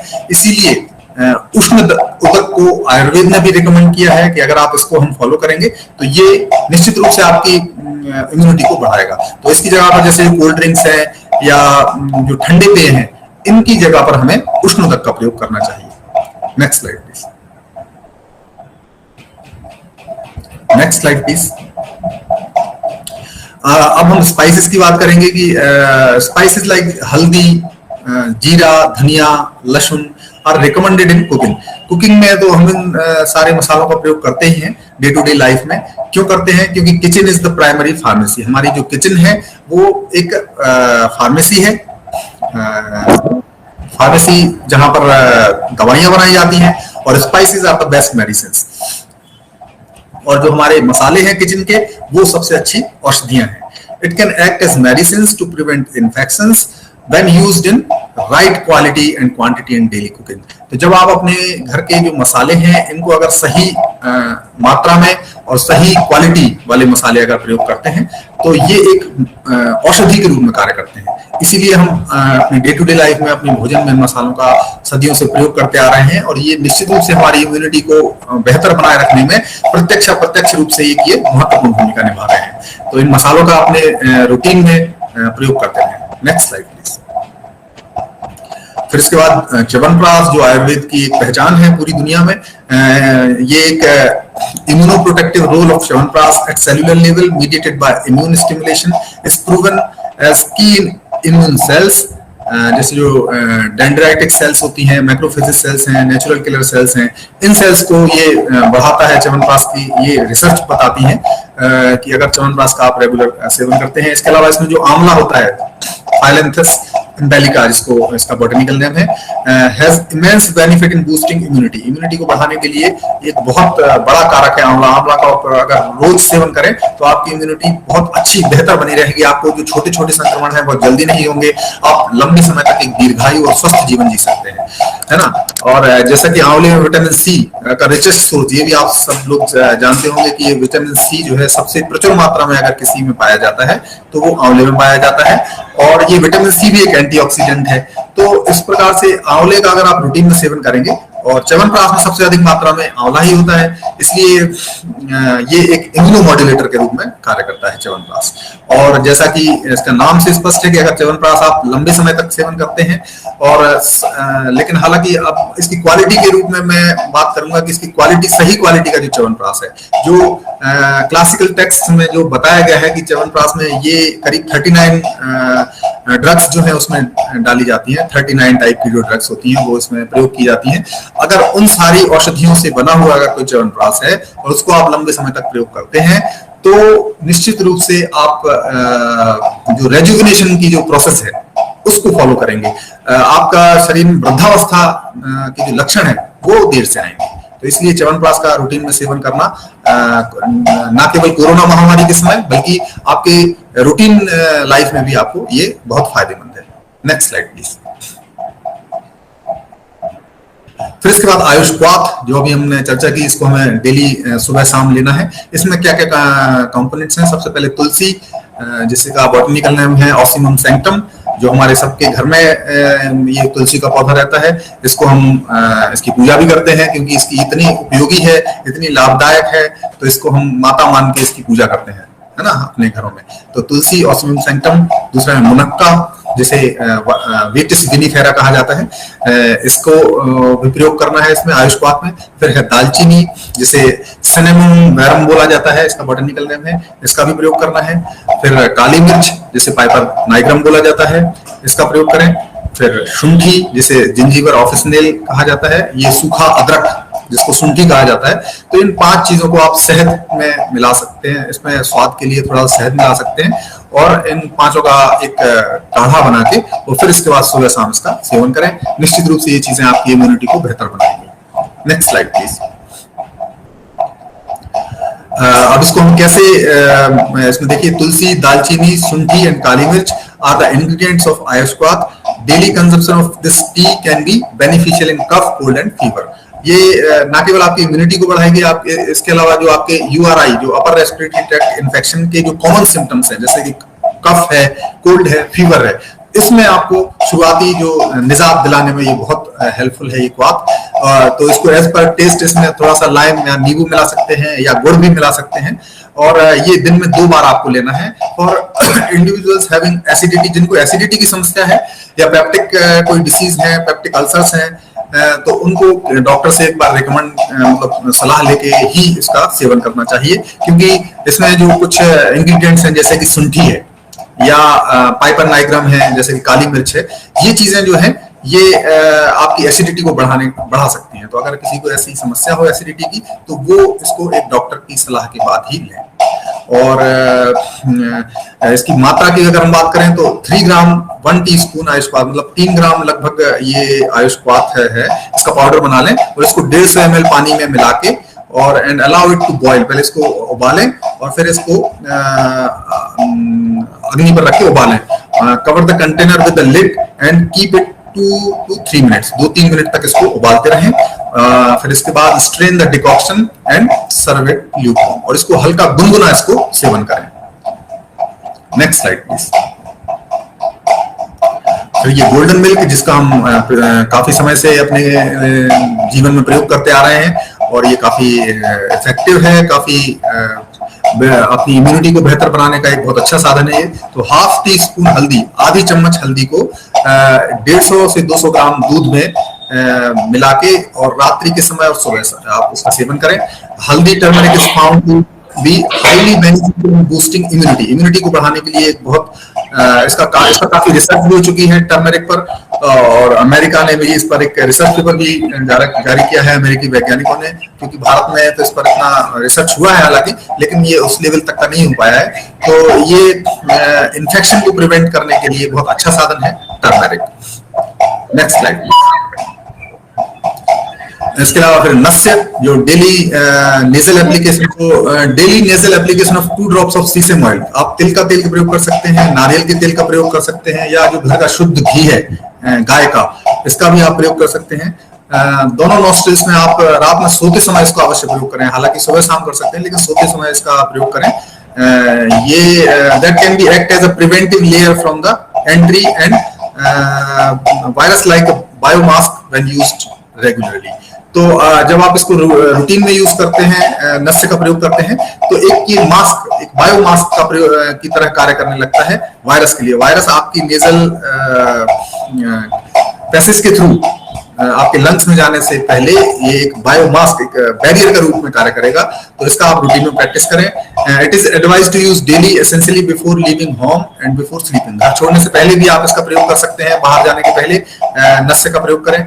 और 1 to 2 drops of anutaila on the finger and pour it in both nostrils.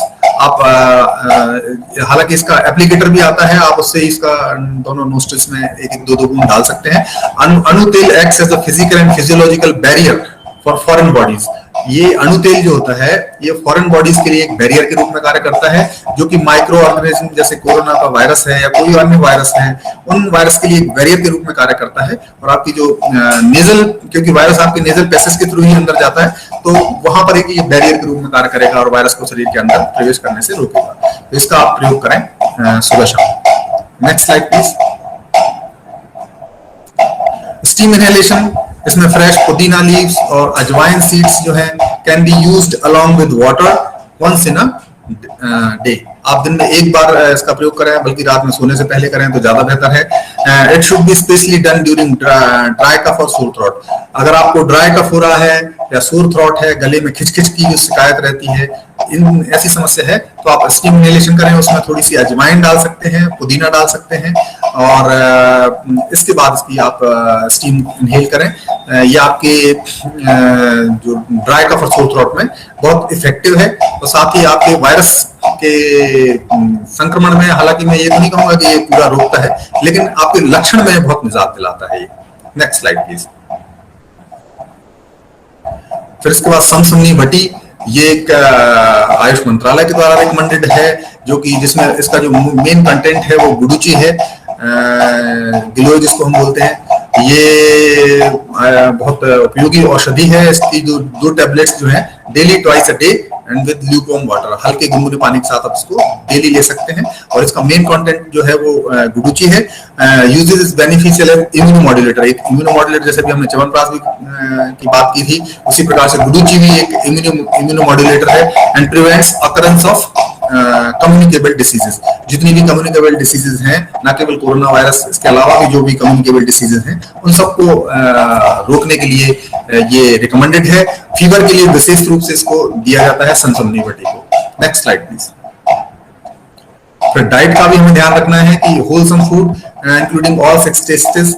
Ayurveda में 6 प्रकार के रसों का वर्णन किया गया है: मधुर, अम्ल, लवण, कटु, तिक्त और कसाय। तो इन 6 प्रकार के रसों से बना हुआ भोजन ही आयुर्वेद में सर्वोत्तम भोजन माना गया है, बेस्ट जिसको फूड बोलते हैं। और इसमें हमें ध्यान रखना है कि जो साबुत अनाज है इनका प्रयोग करें तो ज्यादा बेहतर है। आपकी इम्यूनिटी के लिए भी अच्छा है, और ये मॉडर्न साइंस भी मानती है कि आप साबुत अनाजों का अधिक से अधिक प्रयोग करें। और इसके अलावा फिर हमें ध्यान रखना है कि what we eat, when we eat और हाउ मच वी ईट। तो व्हाट वी ईट, जैसा कि अभी हमने आपको बताया कि ये 6 रसों से युक्त भोजन है और साबुत अनाजों से युक्त भोजन है, उसका प्रयोग करें। व्हेन वी ईट, तो इसमें आयुर्वेद के अनुसार जो आपका दिनचर्या का जो काल बताया गया है, जिसमें जो भोजन के पाचन के लिए पित्त का बहुत महत्वपूर्ण स्थान है, और पित्त का जो काल होता है वो इसमें आप देख सकते हैं, जो आपको ये डायग्राम दिखाई दे रहा है कि इसमें सुबह 10 बजे से लेकर 2 बजे तक का जो काल है वो पित्त का काल है। तो इस समय भोजन करना सबसे अच्छा समय माना जाता है, क्योंकि आपका भोजन जल्दी पचेगा इसमें, और इसी समय आपकी जो एपेटाइट है वो भी अपनी पीक पर होती है। आपको मतलब खूब फील होती है कि हाँ मुझे भूख लगी है, तो इसलिए इस समय भोजन का सेवन करें। और हाउ मच वी ईट, इसके लिए भी चाहे वो आयुर्वेदिक ग्रंथ हो या यौगिक टेक्स्ट हो, उसमें भी बहुत अच्छे से बताया गया है कि आप जो भी भोजन करें उसमें जो सॉलिड फूड है वो लगभग 50%, आपके आमाशय का 50% भाग आपके सॉलिड फूड का होना चाहिए। इसके अलावा 25% जो है वो लिक्विड फूड का होना चाहिए, जिसमें कि पानी आपका आता है और बाकी जो लिक्विड्स हैं वो आते हैं, और बाकी का जो 25% है वो हमेशा खाली रहना चाहिए एयर के लिए। तो इस प्रकार से का हमारे आहार का एक क्वांटिटी होनी चाहिए जिसमें लगभग 50% सॉलिड फूड हो, 25% लिक्विड फूड हो, और रेस्ट जो 25% है वो एयर के लिए छोड़ना चाहिए। पूरा पेट भर के भोजन करना नहीं चाहिए। Next slide please. फिर डाइट की संबंधित जो गाइडलाइंस हैं वो क्या है, तो उसके लिए आप रोज एक जिंजर को चबा सकते हैं, पिंच ऑफ रॉक सॉल्ट, मतलब अदरक में अगर आप थोड़ा सा रॉक सॉल्ट मिला के और 15 से 20 मिनट के लिए उसको रोज चबाएं सुबह शाम। इसके अलावा light to digest food preparations like soups of moong dal, जो दालें हैं इनका प्रयोग करें, हल्की दालें जैसे मूंग दाल का प्रयोग आप कर सकते हैं। फिर सूप्स ऑफ वेजिटेबल, जो सब्जियां हैं फ्रेश वेजिटेबल्स हैं इनका सूप बना के इनका प्रयोग करें आप भोजन में। खिचड़ी का प्रयोग करें, मूंग दाल के साथ जो चावल की खिचड़ी जो बनती है वो काफी लाइट होती है, पाचन सुपाच्य होती है, जल्दी इजीली डाइजेस्टेबल होती है, तो इसका प्रयोग करें। फुल्का विद काऊ घी, अगर आप रोटी खा रहे हैं तो उसको गाय के घी के साथ उसका सेवन करें। वेजिटेबल्स लाइक घिया, जैसे हम लौकी बोलते हैं, तुरई है, भिंडी है, इनका प्रयोग करें। हरी सब्जियों का प्रयोग करें अधिक से अधिक। और इसके अलावा जो हमारे स्पाइसेस हैं जैसे कि जीरा है, काला नमक है, लहसुन है, धनिया है, अदरक है, अजवाइन है, इन मसालों का प्रयोग अपने भोजन में करें। और if appetite and digestion improves, start with normal diet and quantity of food as per appetite. आप अपनी भूख के अनुसार भोजन करें, अगर आपको भूख लगती है तो उसमें से थोड़ा कम भोजन करें। Next slide please. फिर हमारे लाइफस्टाइल मॉडिफिकेशन कैसे होने चाहिए कोविड मैनेजमेंट के लिए, तो wake up early in the morning, 5 से 5:30 के बीच में आप सुबह उठ जाएं। फिर इसके बाद उषा पान करें, जो कि आपके कॉपर वेसल का पानी का प्रयोग करें तो वो ज्यादा अच्छा है। कॉपर वेसल जैसे कि ये देखिए मैं आपको बताऊं, ये इस प्रकार की एक बोतल आती है कॉपर की, तांबे का, ताम्र पात्र में आप जल का सेवन करें, वो ज्यादा अच्छा बेहतर है। फिर इसके बाद डेफिकेशन एंड यूरिनेशन, सुबह उठते ही साथ आपको मलोत्सर्ग करना है, आपको मूत्रोत्सर्ग करना है। फिर cleansing face and oral cavity, आपको ब्रशिंग करते हैं आप अपने टीथ की तो आपकी ओरल हाइजीन के लिए जरूरी है। इसके अलावा क्लींजिंग फेस, अपने मुख को भी धोएं। और फिर इसके बाद frequent gargling with warm water, उष्ण जल के साथ में आप बार बार गार्गल करते रहें। और further washing face with warm water. फिर 2 ड्रॉप्स ऑफ अनुतेल इन ईच नोस्ट्रिल्स, बस मुंह धोने के बाद फिर आप अनुतेल का प्रयोग करें, जैसा कि अभी हमने आपको बताया था उस प्रकार से आप अनुतेल का प्रयोग करें। Oil application daily at least 1 on head, अपने सिर में रोज तेल लगाएं। इसके अलावा पैरों में भी मालिश करें तेल की, preferably whole body once a week, और पूरे शरीर की एक बार तेल से मालिश करें कम से कम हफ्ते में एक बार। तो ये चीज आपके ब्लड सर्कुलेशन को इंप्रूव करेगी, आपकी मसल स्ट्रेंथ को भी बढ़ाएगी और आपकी इम्यूनिटी को भी बढ़ाएगी, और आपको जो कोविड-19 का जो रिकवरी है इसको फास्ट करेगी अगर आप इस प्रोसेस को फॉलो करेंगे। और फिर इसके बाद लाइट फिजिकल एक्सरसाइज, हल्के शारीरिक व्यायाम करें, बहुत ज्यादा एक्सर्शन वाले व्यायाम ना करें, हल्के व्यायाम करें। Next slide please. फिर longevity a way of life, my health my responsibility. तो अगर आप अपने दिन को जो 24 घंटे हैं इसको 3 भाग में डिवाइड कर लें, और फिर इसका एक भाग आप अपने पर्सनल उसके लिए रखें, फिर इसके बाद अपने सोने के लिए 8 घंटे का समय रखें। फिर आपने जो प्रोफेशनल आपके जो प्रोफेशनल कमिटमेंट्स हैं उनके लिए आप अपना जो समय है वो निर्धारित करें, और इस प्रकार से अपनी लाइफ को एक बैलेंस बनाएं, और उसमें आप diet, nutrition, exercise, massage, yoga and meditation इन सबको शामिल करें। वर्क लाइफ बैलेंस बना के रखें। अपने मन को हमेशा प्रसन्न रखने का प्रयास करें, जिन चीजों में आपको खुशी मिलती है वो काम करें। एडिक्वेट रेस्ट, आपका सोना बहुत जरूरी है, रेस्ट करना बहुत जरूरी है, तो उसका भी ध्यान रखें कि दिन में कम से कम 6 से लेकर 8 घंटे की नींद जो है वो जरूर लें। और फिर सीजनल पंचकर्मा, आयुर्वेद में जो पंचकर्मा बताए गए हैं, शरीर में जो 3 दोषों की स्थिति बताई गई, वात, पित्त और कफ, तो एक विशेष ऋतु में एक विशेष दोष जो है प्रकोपित हो जाता है, उस ऋतु में ही उस दोष के संबंधित पंचकर्म का कर्म करना चाहिए। जैसे कि फॉर एग्जांपल कफ का समय जो होता है वो बसंत ऋतु में प्रकोपित हो जाता है। कफ जो है हमारे शरीर में जो कफ की स्थिति है वो बसंत ऋतु में प्रकोपित हो जाता है। तो बसंत ऋतु में कफ के निर्हरण के लिए वमन प्रक्रिया, जो पंचकर्म का एक प्रकार है वमन, जो आप योग में भी प्रैक्टिस करते हैं, वमन, धोती वगैरह करते हैं, तो जो आयुर्वेद में कुछ औषधियों का प्रयोग करके वमन कराया जाता है, तो उस वमन के माध्यम से जो एक्सेसिव कफ है उसका निर्हरण किया जाता है।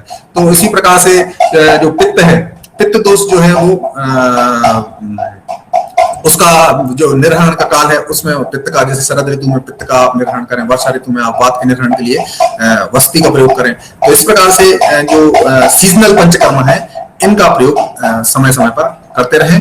और रेजुविनेटिंग हर्ब्स जैसे कि आपकी अभी हमने आपको बताया गुडुचि है, इसके अलावा च्यवनप्राश है, शतावरी है, ये जो कुछ इम्यूनोमॉड्यूलेटर्स हैं इनका प्रयोग करते रहें। तो ये आपकी हेल्दी लाइफ और लॉन्गेविटी को प्रशस्त करेंगे आपके जीवन में। Next slide please. ये आयुष मंत्रालय का ये पत्र भी है और इसके माध्यम से बताया गया है कि हमें किस आयुष क्वाथ जो है उसका प्रयोग करना है। साथ ही जो मुलेठी पाउडर 1 से 3 ग्राम मुलेठी powder with lukewarm water, इसका प्रयोग करें दिन में 2 बार। मुलेठी को चूसना, अगर चूस सकते हैं तो मुलेठी भी चूस सकते हैं, अदरवाइज इसका पाउडर भी आता है तो उसको भी आप 1 से 3 ग्राम प्रयोग करें। साथ ही गर्म जो उष्ण दूध है उसमें हल्दी का डाल के उसका सेवन करें। Gargling with turmeric and salt, हल्दी के को पानी में मिक्स करके इसके बाद उसके गार्गलिंग भी कर सकते हैं। च्यवनप्राश का रोज प्रयोग करें।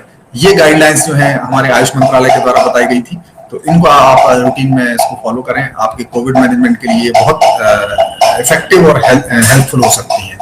Next slide please. अभी आपको एक रेडी रेकनर है at a glance for holistic management in different stages of COVID. आप आयुर्वेद के माध्यम से कोविड की अलग अलग स्थितियों में कैसे उसको कर सकते हैं, कंट्रोल कर सकते हैं उसके सिम्टम्स को।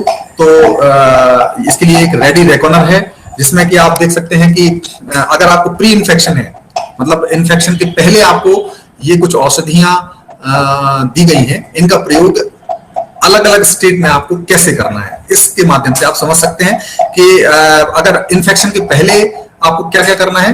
तो अगर आपको इन्फेक्शन अभी कोरोना का नहीं हुआ है तब अब आपको गार्गल विद हल्दी एंड साल्ट सॉल्यूशन, हल्दी और नमक का जो सॉल्यूशन है उसके द्वारा गार्गल करें दिन में 2 बार।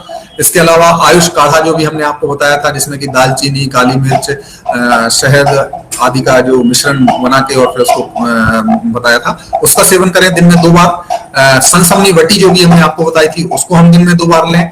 इसके अलावा अणु तेल का जो नस्य है उसका दिन में 2 बार प्रयोग करें। स्टीम इनहेलेशन भी दिन में 2 बार करें प्री इन्फेक्शन में। इसके बाद नेक्स्ट स्टेज आती है एसिम्प्टोमेटिक, मतलब आपके शरीर में वायरस का प्रवेश हो चुका है लेकिन आपको कोई लक्षण नहीं है, हो सकता है आपका इंक्यूबेशन पीरियड चल रहा हो, तो उस समय आपको जो गार्गल्स हैं वो दिन में 3 बार करने हैं। गुडुचि और पिपली चूर्ण का प्रयोग दिन में 2 बार करना है।